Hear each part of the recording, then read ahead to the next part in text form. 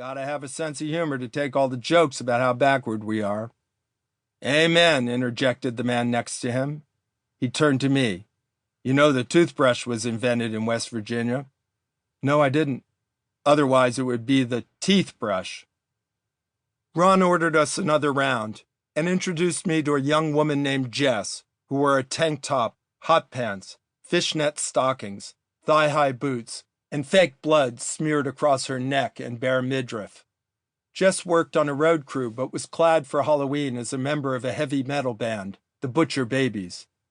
I'm that one, Carla, except for the knife in the vagina, she said, displaying a picture on her phone of a singer thrusting a bloody dagger at her crotch.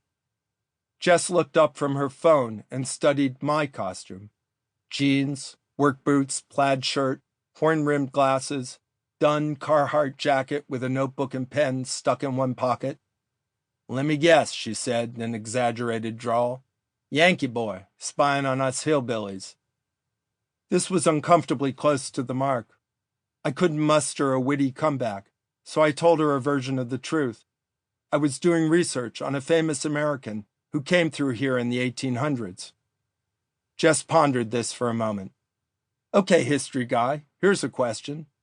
Did you know Mother's Day was invented in Grafton? I shook my head, awaiting the punchline. Some joke about incest? Instead, Jess led me to the door and pointed down Main Street. Few blocks that way, big-time shrine to all our great moms. Then she turned to greet a friend and share her Butcher Baby's picture again.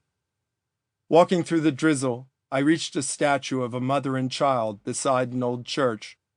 A historic plaque identified this sanctuary as the site of the first Mother's Day observance in 1908. A much larger building loomed directly across the street, an ornate brick and granite pile with massive columns, evidently a relic of the town's better days. The hulking edifice was vacant and in poor repair, but at its crown, above elegantly hewn laurels, I could make out the letters B and O, the bygone rail line I was following through the hills on the trail of a long-ago traveler. In 1854, a roving correspondent for the New York Daily Times noted a slang term common in the South, gone to Texas.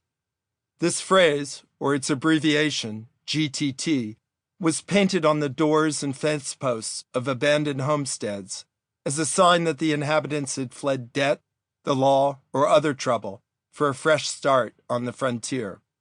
GTT, the correspondent wrote, was almost equivalent, when added to a man's name, to branding him a swindler, defaulter, lawless ruffian, or scapegallows. The author of this anecdote was identified in the Times as Yeoman. Pseudonyms were common in the 1850s, and traveling incognito was a prudent measure in the slave states, where northern visitors were often cast as abolitionist snoops and stirrers. The pen name Yeoman also spoke to the writer's agrarian identity.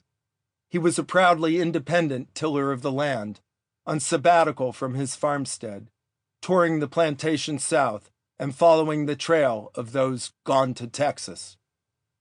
Frederick Law Olmsted is celebrated today as a visionary architect of New York's Central Park, among many other spaces, the U.S. Capitol grounds, college campuses, residential neighborhoods, the Biltmore Estate in North Carolina. During the latter half of the 19th century, Olmsted helped create much of the urban and suburban landscape that Americans still inhabit. But this far-sighted designer was molded by an eccentric apprenticeship as a merchant seaman to China, an experimental farmer, a European wanderer, and, most significantly, the undercover correspondent known as Yeoman, a Connecticut Yankee exploring the Cotton Kingdom on the eve of secession and Civil War. Before embarking on his Southern tour, Olmsted wrote a friend that he sought reliable understanding of the sentiments and hopes and fears of Americans on the other side of the nation's widening divide. He wanted to gather matter-of-fact matter, which he believed would give ballast to the angry debate over slavery that was tilting the country toward violent breakup.